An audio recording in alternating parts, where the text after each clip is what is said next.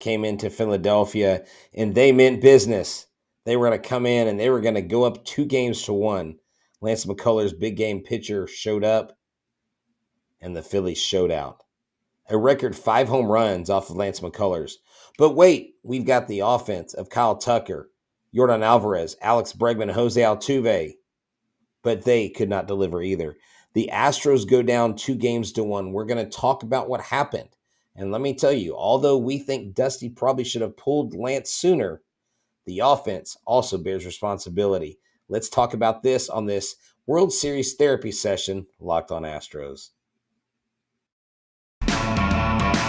Hello and welcome to Locked On Astros, your daily Astros podcast. Here are your hosts, Eric the Man Huysman and Brett H-Town Wheelhouse Chancey.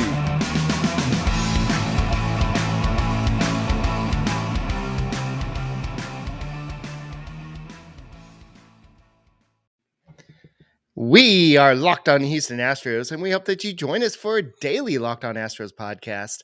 My name is Eric Huysman. You can find me on Twitter crying about the strike zone, crying about the Lance McCullers giving up 5 home runs. Is Lance McCullers tipping?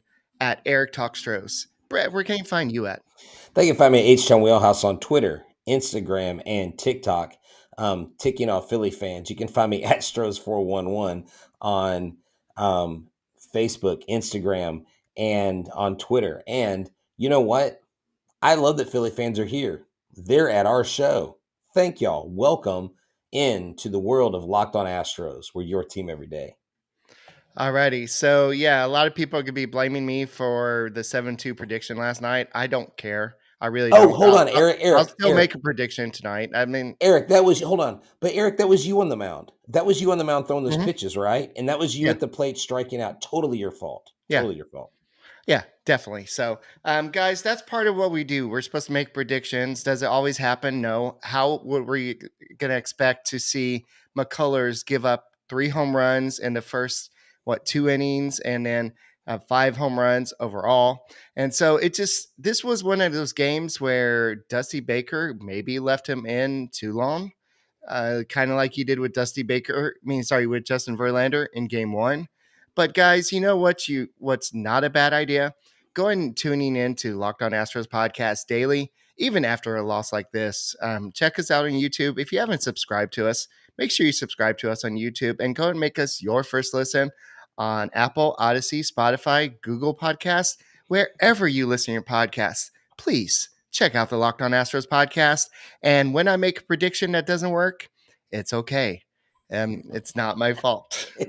Hey, listen. Okay, hold on. Before we get started, I'm entertained. I may just bow out and let you do the show solo because I just want to read these comments. These are absolutely hilarious. Barry McCullers in Philly.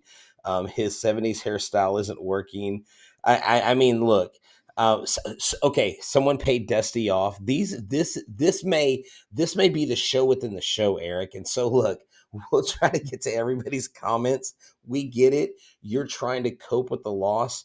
But let me tell you something I noticed, Eric, and this is something I picked up on before we get into it. Yordan Alvarez in the dugout looking at an iPad with Alex Rhone, and they were talking about swinging and hitting, and he was talking, and guess who had a smile on his face? Yordan Alvarez. You know why? Because our guys don't panic the way we as fans panic. And let us remind y'all, that's why we're fans, and that's why they're the professionals. So we're going to talk about everything from beginning to end, try to have a reasonable discussion about it. You guys can bring up your concerns. We'll bring up our concerns. It's not all roses. We're not going to candy coat it, but we're also not going to sit up here and body slam every player like WWE. We're going to try to give a rational take. And if Phillies fans are in here and you want to talk smack and say your piece, go ahead and say your piece. It's okay. So Eric, let's get started. All right. So the game started off. I know the Astros came out swinging. You had Altuve, then Pena get out on 2 pitches, and then Alvarez, to his credit, went ahead and took care of business. But I mean, when I say took care of business, I mean he actually saw some pitches. But Ranger Suarez, he was a man on a mission today, and he came out and really took he really kind of jammed the Astros a lot. He limited them to a lot of just ground balls.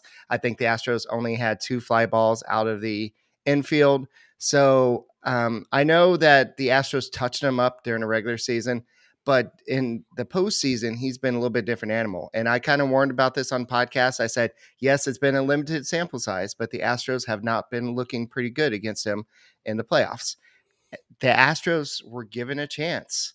They were down 7 runs. They were given a chance by Suarez being taken out after 5 innings. But at the same time, and they even brought in the rest of the bullpen, the rest of the story. And you couldn't do anything, Astros offense. What's up? Hey, I've never been this jovial. I've never had this much laughter coming out of me after a loss. I just this game was just out of it, like from the get-go, Eric. But Ranger Suarez, because I said the same thing on Twitter. And see, this is why I like interacting on Twitter. I love it when people slam my tweets. That's always fun and like reassuring. But seriously, what I love is a lot of times I get tunnel visioned, and I was really hyper focused on how Ranger Suarez was killing it. But and I'm not making excuses because the Astros offense didn't do anything. But had we done something and gotten a few runs, maybe they kept some runs off the board because that umpire, dude, his strike zone was piss poor. Like, I didn't realize the game before where we were kind of complaining about balls and strike, the guy had 100% score sheet. I didn't know that. Tonight, there's no way this guy passed the test. I mean, I'm sure he'll probably have like 89% or 95% or whatever. But some of the pitches, dude, the inside pitches, the inner part of the plate of the right hander or the outer part of the plate of the left hander, not even the outer part, like the outer regions outside of the plate were getting called strikes. That helped Ranger Suarez. But you got to tip your cap because the last time we saw him, Eric, he gave up a lot of runs. He gave up home 3 runs. homers. Yeah, Martin Maldonado even hit a home run off of him. And so, look, here's the deal. The series is not over, okay? This team still can come back. One of y'all reminded us really quick about the game 3 against Boston, how he got shellacked and came back, brought the series back to Houston. All the Astros got to do to bring it back to Houston is win one game, okay? So you focus on tomorrow, and we've got Christian Javier.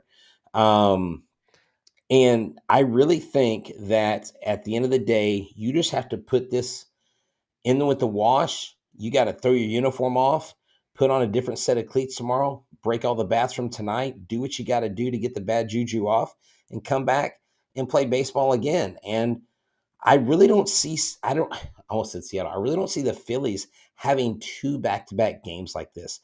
I hope this is like when the Astros scored 10 or more runs in the regular season. They laid a big goose egg the next game. I mean, Christian Javier, this sets up nicely for him, I think. Yeah, I think the Astros need Javier to play his best baseball. He needs to come in looking all nice, maybe dressing all Rhone. And in a second, we are going to address the possibility that Lance McCullers was tipping his pitches, what Bryce Harper did in the first inning, and that kind of set a chain effect. But before we do that, let's talk about Rhone. So Rhone Clothing has got you set up. Whether you just gave up 5 home runs in the World Series or you pitched a shutout, the fact that you need to feel comfortable, whether you're a businessman, whether you're golfing, has never been in question. It basically makes this authentic, real Segway shirt that is called a commuter shirt. Okay. This commuter shirt is the most comfortable, breathable, flexible shirt known to man. And no, it's not called the Segway shirt. I just read part of the ad like Ron Burgundy. Don't put a question mark in there. He's going to read it. That was me. Rhone's comfortable 4-way stretch fabric provides breathability and flexibility that leaves you free to enjoy what life throws your way. Even if it's 5 home runs given up by Lance McCullers, whether you're going to golf 18 holes or whether you're dropping your kids off because you got to go talk to your counselor after a game like that, Rhone shirts are the best ones. And if you sweated it out during this game or you bought tickets and you went all the way to Philly and you had a 5-mile walk to your car, they have Gold Fusion anti-odor technology because like this game, it stunk it up. You won't stink it up with your Rhone shirt because you'll stay smelling clean. It's 100% machine washable, so you can ditch the dry cleaner all together. I love the shirt. I have one myself. It's mobile, it's comfortable, and the more I wear it, the more comfortable it becomes. It's really amazing. The commuter shirt can get you through the workday. So this is what you do. Go to Rhone.com/locked on. Use the promo code locked on to save 20%. That's 20% on your entire order. Head to RHONE.com/locked on and use the code locked on. It's time to find your corner office comfort today. Alrighty, so I think the Astros need to come dressed up in Rhone, Gucci, whatever they want to wear tomorrow, and just bring their A game tomorrow, because we saw what the Philly crowd can do. They were pretty loud. They definitely gave the Astros their booing, and but not that that matters. Lance McCullers was the big game pitcher that you won in this situation, and I think it was Ken Rosenthal who talked about it before the game, and he said that the reason why he was in here, because what in the 2021 season, the first time they went to go play the Dodgers, they wanted McCullers on the mound because he has this way of handling the pressure. He pitched 6 2/3 innings in shutout inning that day versus Dodgers, and that's why I think Dusty Baker wanted him in the situation. But in the first inning, John Smoltz, you're talking about it on Twitter. John Smoltz said, well, don't throw Bryce Harper a curveball. And that's kind of what happened in that situation. He had a And letter. No, I'm sorry. Go ahead. and Sorry. so right after that at bat, after he was rounding bases, and by the way, that Harper blast was a blast. It was not even like everybody knew what was going on. But what happened was as he was going, he touched home base, he turned to Nick Castellanos and he said, look, he whispered something to him. And he said, we don't know what he said, of course, but the idea is he probably said Lance is tipping his pitches. You can tell if he's going to throw a breaking pitch, he's going to do this. Or if he throws a fastball, it's going to be like this. Somebody as smart as Bryce Harper would know this. And then he went in there and told Alex Boehm as well. And then I'm sure the rest of the dugout kind of found out as well.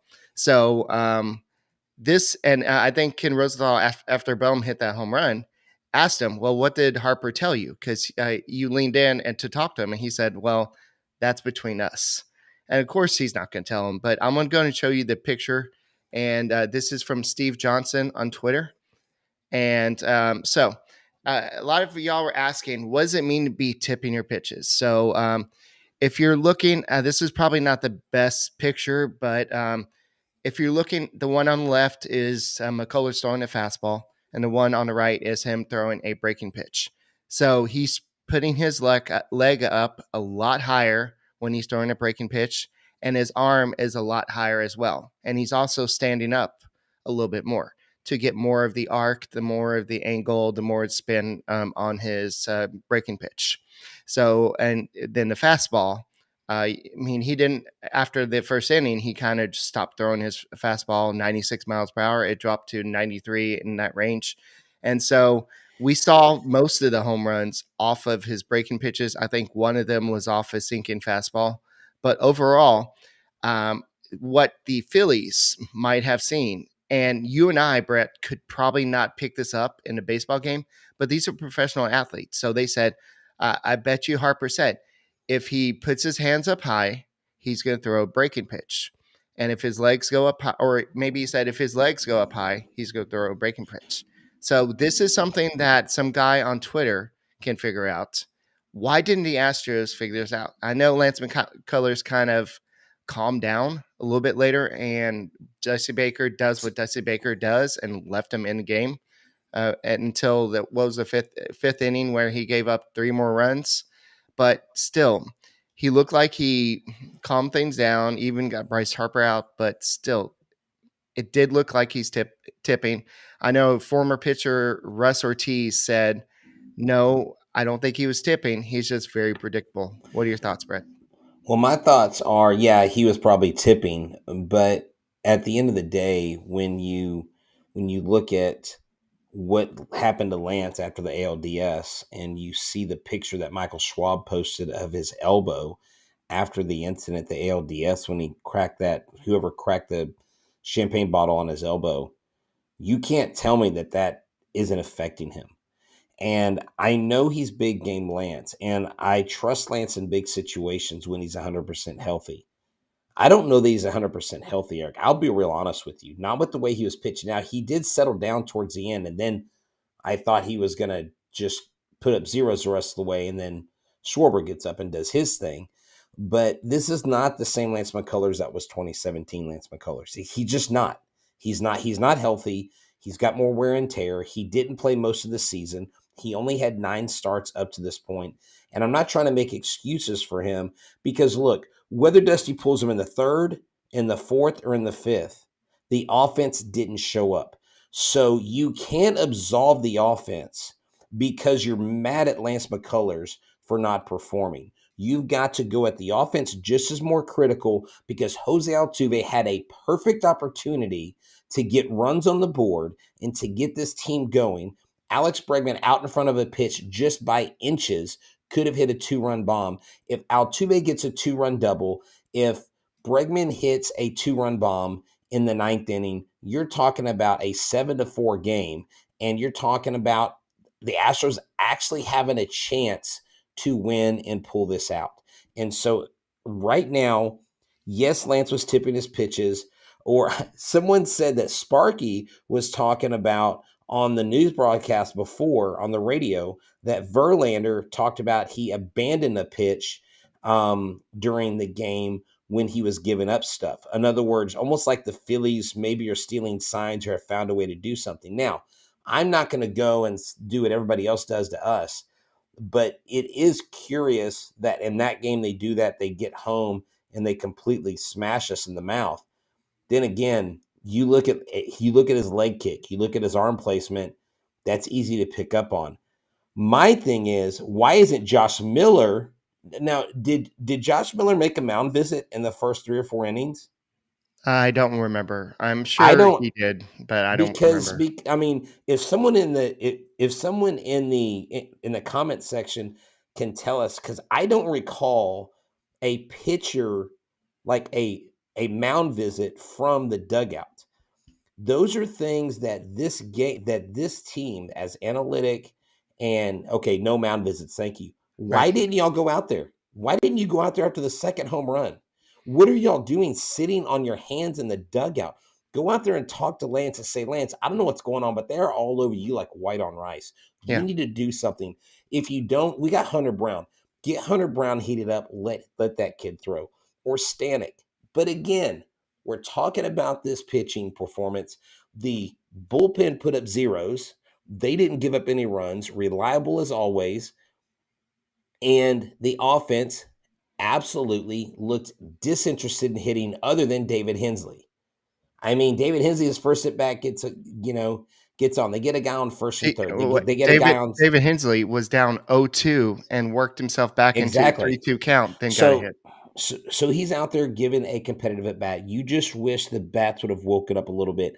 I think if the Astros put a 2 spot or a 3 spot to match the Phillies 3 runs or match the Phillies 5 runs at one point, that this game could have flipped, but it didn't.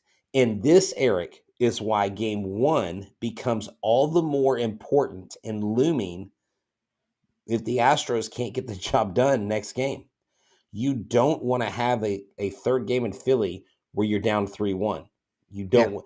So if there's ever been a must win for the Astros this year, this is it. This is a must win. Just like game 2 was a must win coming into Philly, because imagine if they didn't win that game 2, now they're down 3-0. Yeah. I think this Christian Javier game is a must win. They've got to come out there. They've got to flip the script on this team. They've got to silence that crowd. There's a Phillies guy in here. I'm assuming he's Phillies, and he's saying Houston Astros podcasters looking for conspiracy theories to explain. I was. Hold on. Let Good. me address it. So, no, we're not. Lance McCullers gave up 7 runs. What we're saying is that tipping, like if you pick up a tip, that is perfectly legal in baseball. There are some rumors that happened in the 2017 World Series off of Yu Darvish. That is perfectly legal. We're not saying that the Phillies did anything wrong. What we're saying is the Astros somebody should have realized that before he allowed no pitcher in World Series history has allowed 5 home runs in a World Series game. So Lance McCullers, after giving up 4 home runs and 10 regular season starts, and hasn't given up multiple home runs in a game this entire season, including postseason, all of a sudden gives up 5 home runs. There was something really off tonight with him. Yes, maybe his command wasn't right. Maybe you're right. Maybe he is hurt a little bit after the elbow incident. But the Phillies, they totally earned this game. They really won the game in the first inning. When Bryce Harper hit that home run, that was all they needed. And then the rest of it was just showing off in a way. So, no, the Phillies, they earned this 2-1 lead in the series. And so now it's the Astros' job to go do the same thing to them tomorrow. They have Aaron Nola on the mound. Now, the Astros did get 5 runs off of him last time, but now Nola has a chance to be like, okay, what did I do wrong last time? What can I do to Bregman? What can I do to whoever got a hit off of him? And that's what Nola has this situation do. Now, the Astros have to be like, okay, what did we do good last time? What can we do better this time? So because Nola did settle down after a little bit and stayed in the game. So I think the Astros need to take care of business. And we do need to talk about the fact that Dusty Baker is, at least before today's game, he was not quite so sure that Justin Verlander would be going in game 5. That's quite a kind of a turnaround from what we've been hearing. And he said that he's penciled in, not permanent markered or whatever, inked in. Yeah, I'm just sitting here scrolling through these comments as we're going through the show, and let me address it. All I was doing was addressing a comment someone made earlier that Sparky said that Verlander abandoned a pitch because he thought they were onto something. That's all I'm saying, okay? And I was joking because I said every time we have success or something happens, people always accuse us, obviously, 2017. And I mean, look, if you're a Phillies fan, you know about 07, 08, 09 in the Philadelphia Phillies and the rumors about cameras and things like that. So we're not going to go down that path, but it is just interesting to me how ineffective the Astros offense was tonight compared to the first 2 games, Eric. The first 2 games, the only pitchers that have given up runs for the Phillies are their 2 starters. Outside of this game, all the relief pitchers, they basically put up zeros. And so the Astros need to figure something out for tomorrow. They need to game plan their what's off tonight and before the game tomorrow and figure out what the heck they need to do to keep the ball in the yard. Jose Urquidy, good on him. He went in there. I was a little worried. He looked a little wild. I thought he was going to yeah, I thought it was just going to open the floodgates, but he held it down nicely. I mean, he was off 30 plus days and he came out there and did very well. So he threw 45 pitches. That's impressive. Yeah. He has not pitched since October 3rd against the Phillies, and they scored 2 runs. I think it was a two innings. I think Schwarber, and they had back-to-back home runs. It was Boehm and somebody else hit a home run off of him. So it was, it was Stott and Schwarber in the 8th inning of that 3-0 loss. That's the one that McCullers actually pitched in as well. So apparently McCullers after the game has said that he just got beat, that he was like, I was not tipping pitches. They just beat me at my game. I threw pitches. I didn't execute them the way that they were supposed to be executed, and they got the better of me. And, we can say what we want, but listen, something I wanted to bring up because I don't typically agree with John Schmaltz, but I listen to what he has to say because, number one, he's a Hall of Fame pitcher. This guy did great as a starter and as a closer for the Braves. Just a phenomenal pitcher, one of the best pitchers that I saw growing up and got to see multiple times. But he said if Dusty pulls Lance McCullers early or too soon, he goes, you have more risk pulling him than you do keeping him in there. Because when you pull him early, then you're deploying more arms than you want to in this game, and you've got 2 more games in Philly. So leaving Lance out there actually gives you a better opportunity to succeed and have Lance figure it out. And he really didn't figure it out. But more times than not, he said any manager in the league is going to make that decision to leave their guy in. So I know everybody wanted to go out early, but you take him out early, it throws everything off in your bullpen plan, and then it disrupts your games 4 and 5. So hey, look, I'm going to take it from a Hall of Fame guy, and I know a lot of people don't like Smoltz. I know he says things. I know tonight he mentioned about you know, basically something about penance, talking about how we are still paying for our sins of 2017, almost like it was church. And I was like, come on, man, like really, like, no, this is like, it's over, it's done with. But I thought that was a valid point, Eric. Again, you can't absolve the offense because of the performance of Lance on the mound. The bullpen came in and did their job. They just they got to show up tomorrow. And Bryce Harper said, we got to go get them. We got to get 27 outs. This isn't one. And so I really hope and think that both teams are going to come out firing on all cylinders. I have a hard time believing, though, that Philly comes out as hot as they did yesterday. I think the Astros have the chance to neutralize them with Javier on the mound. Yeah, for sure. And Lance McCullers, I put the quote down there. He said, I'm not going to sit here and say anything like that about tipping. I got whooped. End of story. He said that after Harper's home run, of course, that wasn't a big deal. He felt like he was still in the game, but he felt like Schwarber's home run was the dagger. And so he also said clearly they had a good game plan against me and executed better than I did. So yeah, this was definitely a game that Lance McCullers was just not very effective. He was very predictable and he was a little wild. And so I did predict that when would we see Jose Urquidy in a game, in a blowout game? And that's what it was. And we also saw Ryan Stanek, and we also had Will Smith warming up at one point. Did he actually get in the game? I don't think so. No, he did not. But someone said why use Stanek in a 0-7 game? Maybe because you're planning on using him in the next couple games, and so you need him to get out there and get on the mound and get a feel for what it's like to pitch in Philly. I think Stanek can easily, if Javier goes out and deals, I think you put Stanek in. Of course, we know Montero's his guy, and he's got a love fest right now with Montero. But I think you go with Stanek, you go with Montero, and then you bridge that hopefully, and then all you need are like 2 relievers after Javier, and you go to your closer Presley and let him close it out, and then you get to Game 5, and we know in Game 5 more than likely he's going to be pitching who? Justin Verlander. So it's really important that Javier gets this win and shuts this offense down. And who knows, maybe Justin Verlander has a bounce back and he's more in his routine. He's more in his element. Something we didn't cover the other day in Game 1 because I couldn't see straight is that he is a regimented pitcher. And in the playoffs, a lot of times you don't have regimens that are typical, the 5 days, the 6 days that are typical rest. And when Verlander is out of his routine, it throws him off, especially at this point in his career. I think Verlander has a better chance of coming back in a second game, in a second start, Game 5, and put the Astros in position to be up 3-2 coming back for a Game 6 in Houston.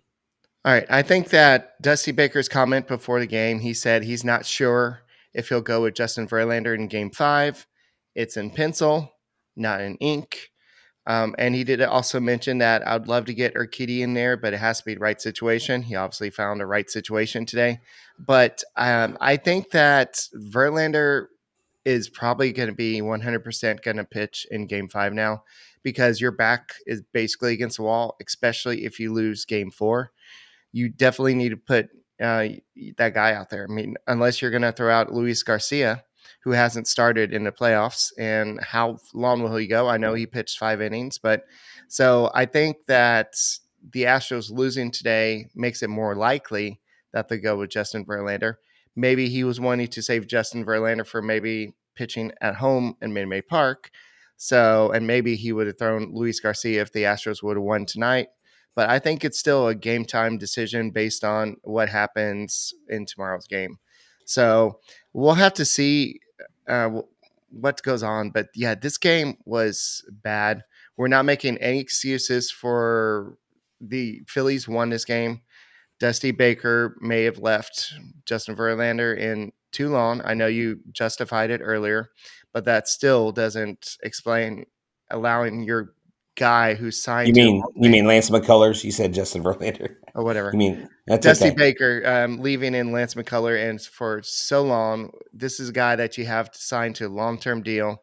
You allow him to stay in there to get embarrassed, and that's what it was. It was embarrassment. And this is a guy that we've seen pitch some very. He's been a great postseason pitcher, and no, yes, I would still pitch him in Game 7 if needed. So I would still Yeah, pitch I him. don't look. I don't want to get ahead of myself. Like right now, especially after the way the Philadelphia Phillies won that game so convincingly. I don't even want to talk about a Game 7.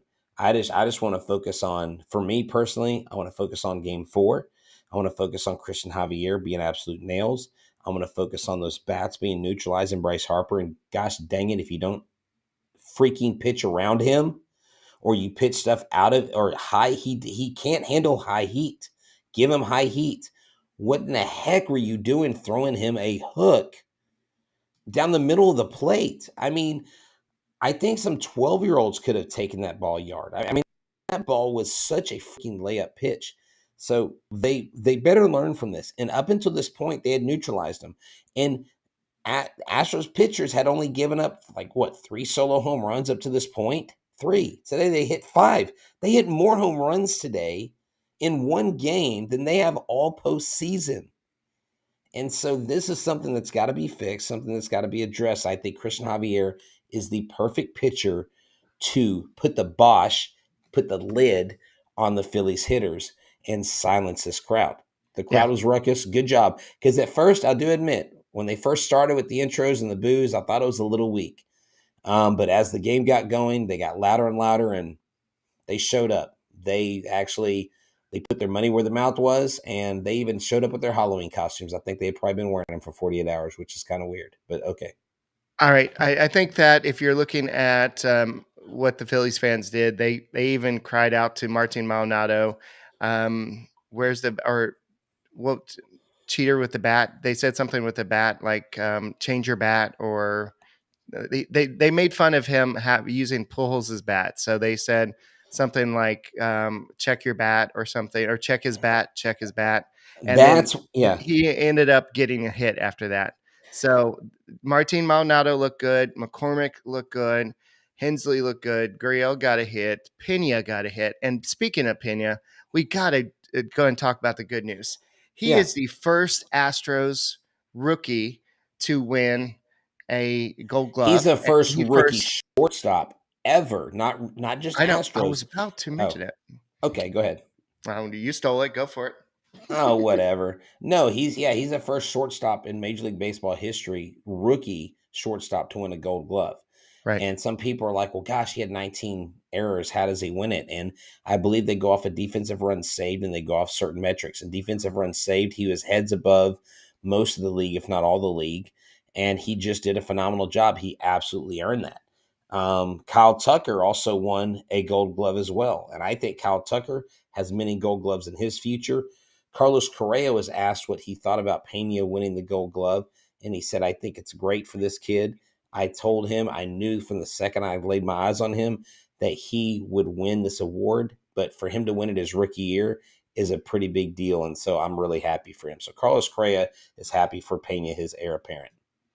Yeah, and then not only him, but Kyle Tucker won his first Gold Glove, and he beat out some good people out there. And so this was very good for the Astros to have 2 Gold Glovers. I know the Phillies had JT Realmuto get the award as well, but so that's good. We can really focus more on that during off season. But to kind of close out the show, Alvarez is 4 for 32 since Game 2 of the ALDS. As hot as he started, we can't win consistently without this big fella. Yeah, he definitely deserves a criticism because he is a shell of his former self. He is not the supposed one of the leading MVP candidates. I think he'll still be in top 5 voting for MVP, maybe top 3. But yeah, Yordan Alvarez he is having some definite struggles at the plate. He's swinging at pitches he doesn't normally swing at. I think he's getting impatient. And I think he's forgetting what his strength is. He watched a couple pitches tonight that I think if he would have put a swing on them, they would have gone fair. He would have hit a line shot and gotten on base. But he's just not himself right now. So where you kind of hoped Altuve would have really, after his 3-for-4 performance, come out and do something damaging. I really thought he was going to hit a 3-run home run tonight. When he was up to the plate with two guys on, I was like, this would be the perfect time for Altuve to hit the ball to left field and to silence this crowd. But he just didn't do it. But yes, you are correct. Yordan Alvarez has got to start hitting because he is a big driving force. And I said on my game analysis before on 103.7 The Game that we have Tucker, we have Yordan Alvarez, the most effective hitters against left-handed pitchers in the league. And they didn't do anything tonight. Yeah. And if you look at the Astros 5 hits, yes, they got 5 hits, but they were all singles. And they're all spread apart. I know McCormick and Maldonado, I think their singles were back-to-back, but then Altuve popped up to pitcher or first base or something. Yes. This offense has got to get going. It's got to be more consistent. And so hopefully game 4 will be a little bit better. Brett, you want to close this up? Yeah, definitely. And so just going forward, Christian Javier goes on the mound. We'll see who Dusty Baker rolls out as DH. We know what the bullpen's going to do. They are the one constant on this team. The Astros are down now 1-2 against the Phillies. Go back into that same ballpark, hopefully change the fortune, tie the series up to force a must-win Game 5 for both teams. Well, someone's got to win, but you really hope that the Astros would have kept their road win streak alive. Philly has still intact a perfect game at home for the playoffs. I'm H-Town Wheelhouse. You can find me on Twitter and Instagram and TikTok. He's Eric the Man Huysman. You can find him at Eric Talks Shows on Twitter. You can also find him on Instagram as well. Check him out. Check our show out. Subscribe to our channel. And thank y'all for listening. Philly fans, Astros fans, anybody out there, thank you. From Locked On Astros, remember, you're a team every day, and we'll be back tomorrow night. All right. And it'll be Christian Javier versus Aaron Nola tomorrow. So it's going to be a great game. So we'll talk about it tomorrow, and go Astros.